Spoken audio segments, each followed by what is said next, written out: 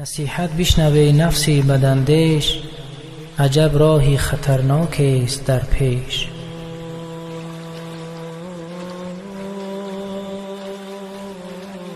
نصیحت بشنوی نفسی بداندیش، عجب راهی خطرناک است در پیش. بیا ترک لباسی فاخرت کن، دم یاد حسابی آخرت کن.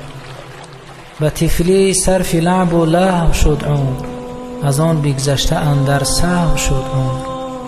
به کامت شیر مادر بود در مهد، ز بس میلی تو شد با شکر و شهد. به غفلت رفت ایام جوانی، ندانستی تو قدری زندگانی. از اینت بیش رفته کار از دست، از اینت بیش رفته کار از دست. کنون دریاب آنچه زندگی هست. به کوی اهل دل بشتاب اکنون، هلا پیش از اجل دریاب اکنون.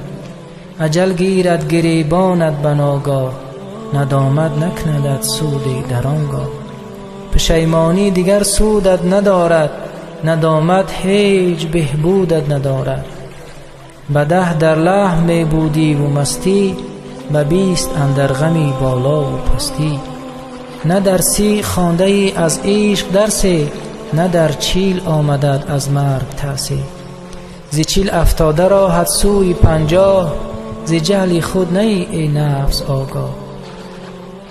به حق رو کن عمل برگیر از پیش، رسی یا نه به 50 ای بداندیش.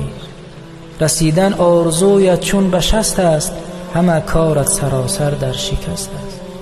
بسا مردی غیوری که به 70، عصای عشرتش از دست افتاد.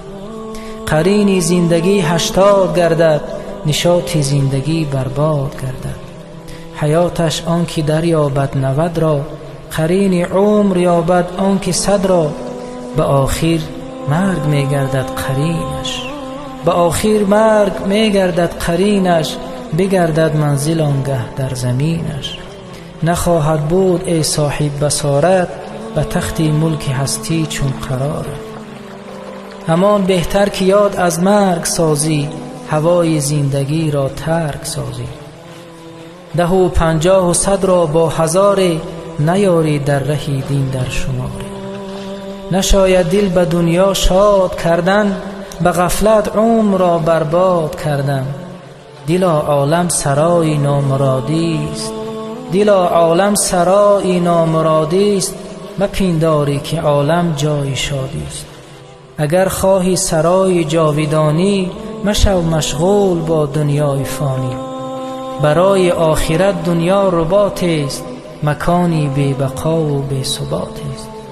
یکی رمزی بگویم با تو بشنو، مشو اینجا مقیم ای مردی رهرو. که با فرموده خیر الخلائق، در اینجا استقامت نیست لایق. که دنیا اولش مکر و غرور است، ولیکن آخرش موت و قبور است.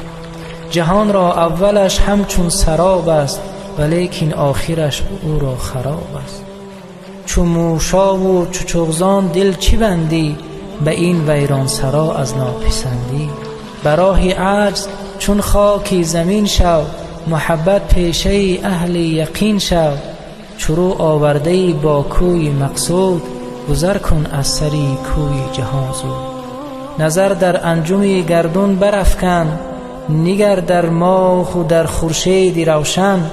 نسیمی از گلستان یقین بود، به یادش لا احب الآفلین بود.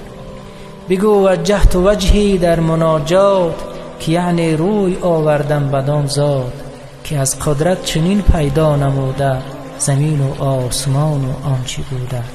قدم باید که در راهی خلیلی، نهی گر تو طلبگاری جلیلی. گر این معنی تو را آید مسلم، تو خالص بنده‌ای والله اعلم.